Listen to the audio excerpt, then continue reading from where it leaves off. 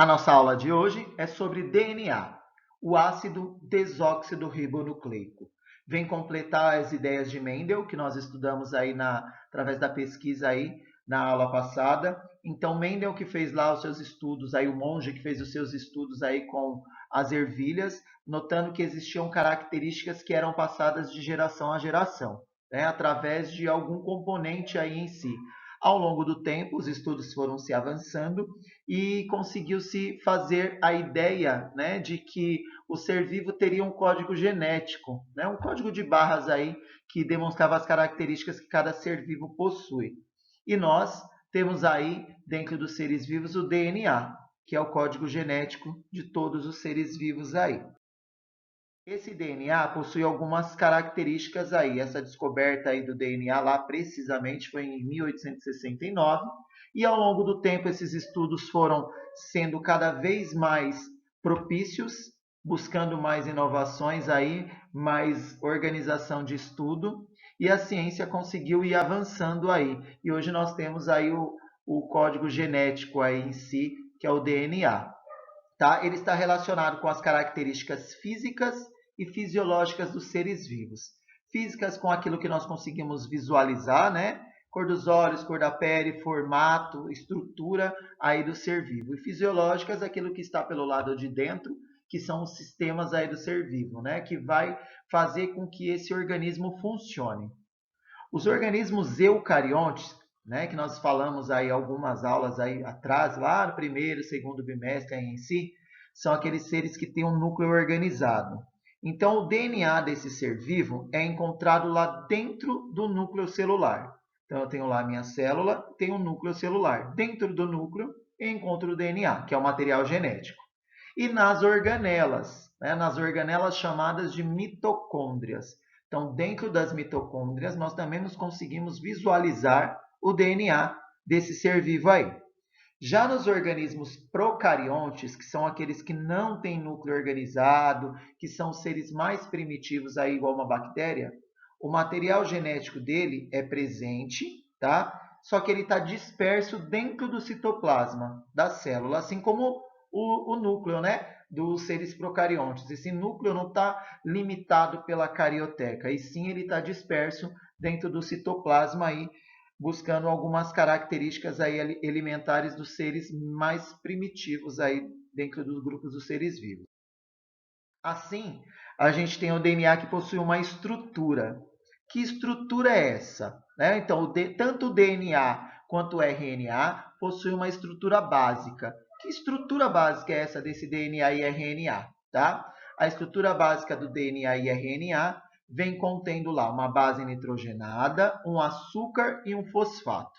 Do lado direito aí em cima da tela, a gente tem um desenho também lá. O amarelo, né, o vermelho e o esverdeado aí em si, tá? Então eu tenho lá o açúcar, né, o fosfato e base nitrogenada. Então da direita para a esquerda, o azulzinho lá esverdeado seria a base nitrogenada. Depois o vermelho, o açúcar e o amarelo, o fosfato. Isso é a estrutura que tem o DNA e o RNA. Ele é basicamente constituído por essa estrutura que vai se ligando, né, uma a outra. Esse ácido nucleico, né, que forma essa estrutura chamada de nucleotídeo. Esse nucleotídeo que apresenta esses três componentes: fosfato, açúcar e base nitrogenada. Tá? De maneira, eu falei aí o que? Essa base nitrogenada ela envolve algumas características dos seres vivos, tanto para descobrir quando é DNA e quando é RNA. Então, nós vamos ter uma diferenciação aí. E tudo isso se delimita através do açúcar.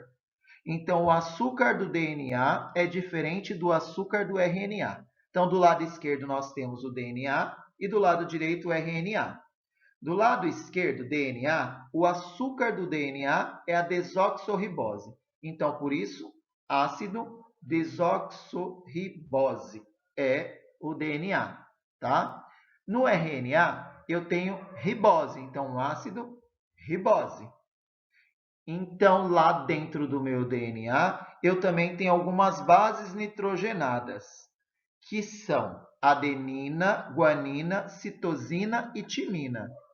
Já no RNA, o que muda é a timina. Não existe a timina. No lugar da timina, eu tenho a uracila. Então, base nitrogenada do RNA. Ribose, né, o açúcar, base nitrogenada, adenina, guanina, citosina e uracila. DNA, eu tenho timina, RNA, eu tenho uracila, que é o que vai delimitar essa composição de cada um dos diferentes nucleotídeos. E aí eu tenho aí duas imagens aí visuais com vocês. O que eu tenho lá dentro do meu DNA? O meu DNA nada mais é do que uma escadinha, né, retorcida. Então, é uma escadinha de dupla hélice retorcida, tá? Então, eu tenho lá as estruturas das laterais, né, que é da escada, e o degrau. Cada degrauzinho aí da escada. Vou pegar isso e torcer. Vou ter o que nós chamamos de DNA, tá?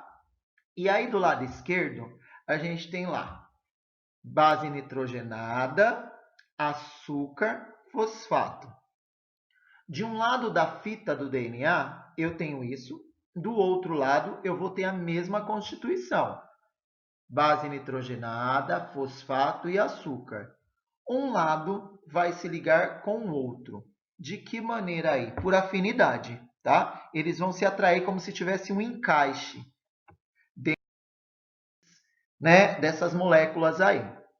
E aí eu tenho o quê? Essas moléculas que eu digo, tá? Dos nucleotídeos aí. Então, eu tenho bases nitrogenadas, que são do DNA, e bases nitrogenadas, que são do RNA. E essas bases, elas se ligam uma à outra. Então, a adenina sempre vai se ligar com a timina. A guanina sempre vai se ligar com citosina, no DNA.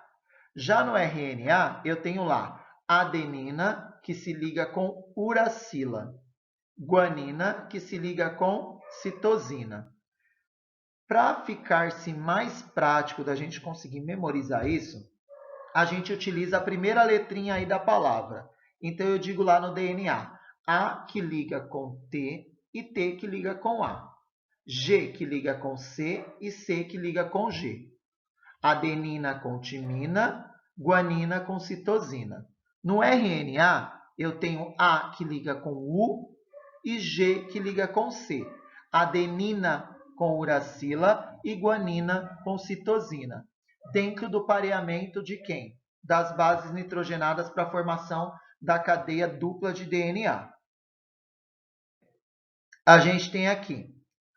Quando eu tenho um DNA, que é a fita dupla, esse DNA ele precisa se multiplicar dentro de uma célula. Essa multiplicação desse DNA dentro de uma célula, nós chamamos de replicação.